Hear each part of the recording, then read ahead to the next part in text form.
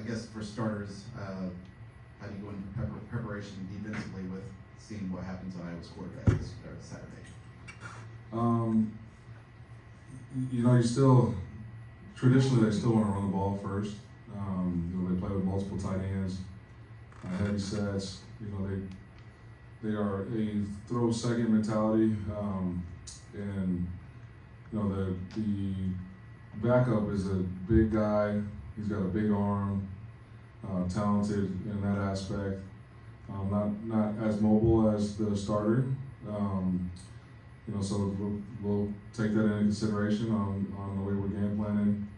But they still have the same personnel around them. So we got to be able to hold up in the run game, be able to hold up on the line of scrimmage, and be able to be creative with the ways we cover the tight ends.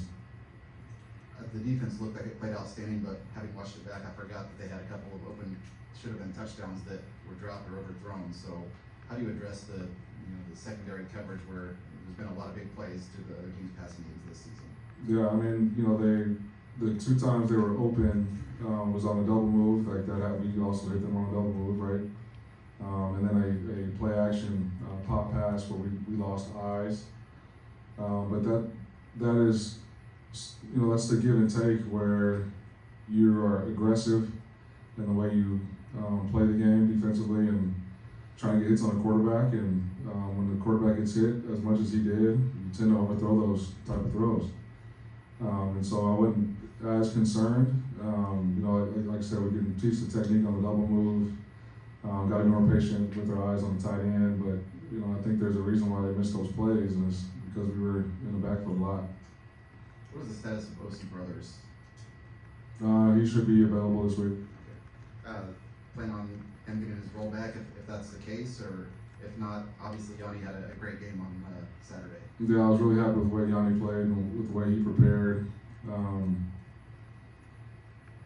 So we'll see how this week's practice goes, but Yanni played better than that position has played up to this point. Brian, what was the key to unlocking this run game over the past 2 weeks?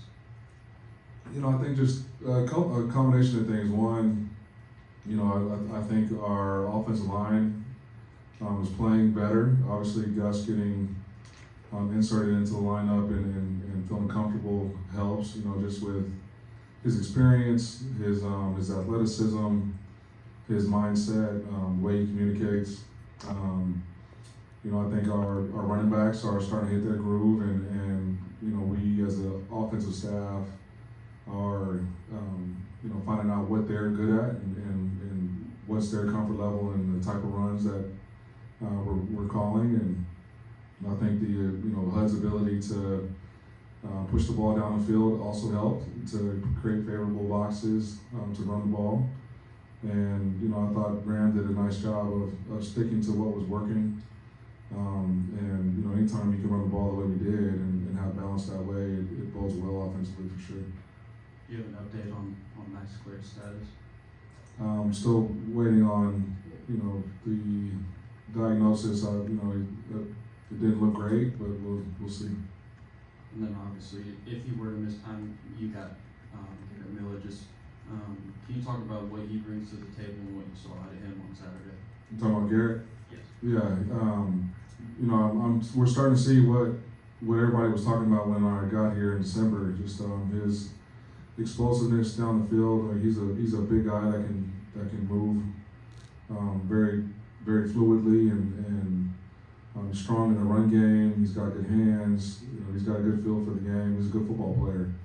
And I think as he gets more and more comfortable with the system, more and more comfortable with overcoming the mental aspect, the mental hurdles of going through that type of injury, I think he'll play will only improve. And Ryan, can you talk about how you just kept Devin Mock to be engaged? I know he had the fumble again, but you guys had him right back out there a series or 2 later and let him carry the ball at the goal line and score as well. Yeah, one, you hold him accountable, right? Like nobody's happy with, including him, with the ball security issues that we've had. But he is hard to tackle. He's hard to bring down, and he runs with an edge. So of course, like, you know, we got to the sideline and you know, we had a conversation. But at the end of the day, like you want to keep him engaged because we're going to need him. Like he's a good player. He runs the football very well. Like I said, going against him defensively, like he was hard to bring down, and so you want him to continue to maximize his potential, and we're better when he is running the ball, and so you know, you don't want to take the stinger out. You don't want to take his running style away from him, because that is part of who he is and why he's good. But he's got to understand, man, when he has the ball in his hands, he's got our program's life in his hands, and he's got to protect that at all costs. Do you think it's a fair assessment to say that the offense has really developed an identity for running the football? That's become maybe the strength of the offense? You know, it was definitely the strength on Saturday. You know, I do think that when we are playing with balance, it allows us to play with pace, which allows us to be aggressive, which opens up, you know, every aspect of the offense. You know, we were running the ball, so we were able to push it down the field, and you know, we're throwing quick game to open up running lanes. And so I think, you know, Graham he did a really good job of understanding what the defense was trying to do to us. You know, how to counter that, and then when they adjusted, how to adjust based off of what pictures they were presenting, which is why we had the sort of offensive output that we did on Saturday. Was the defense more aggressive than the first 4 games this last Saturday, as far as blitzes go and stunts, things of that nature? Yeah, I would say so. And then could you just talk about moving, I guess, the coordinators to the box a little bit, Graham and Kevin, why you decided to do that, and looks like it's going to happen again this week, and you had to be pleased with the results, I guess, from what we saw Saturday. Yeah, you know, so to answer both questions, you know, I offensively, Graham has spent a lot of time in the box. He spent more time, you know, up than he has down.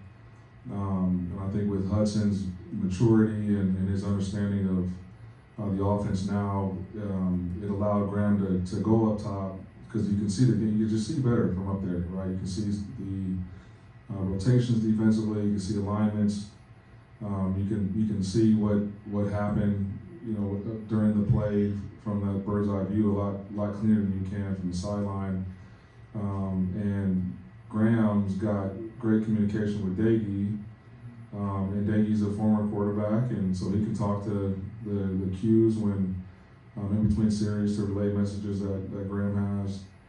So that's why we made that move offensively, and obviously it worked. And so, you know, if it ain't broke, don't fix it, right? We'll keep him up there.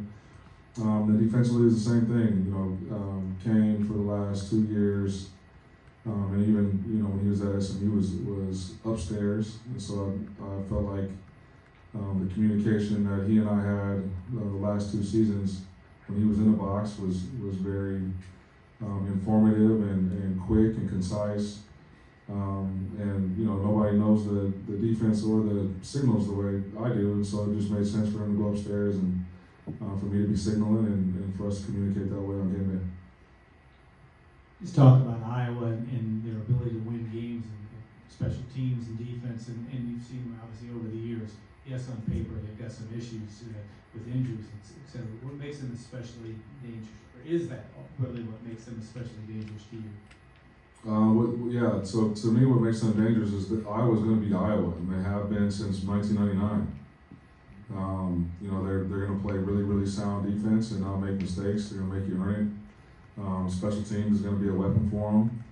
And then they're going to manage the game on offense and not try to do things just to do them. They're going to try to control the clock, and you know, if they can win a game 9-6, that's the style of play that they like. And you know, I know people, you know, out that way are upset with that model, but it's worked since 1999. And so, you know, I getting to know Coach Ferentz, you know, over the last couple of years, and then now as a head coach, like you just tell, like that program operates the way it operates, and they don't care what anybody else thinks about it, because that has been a winning formula for them.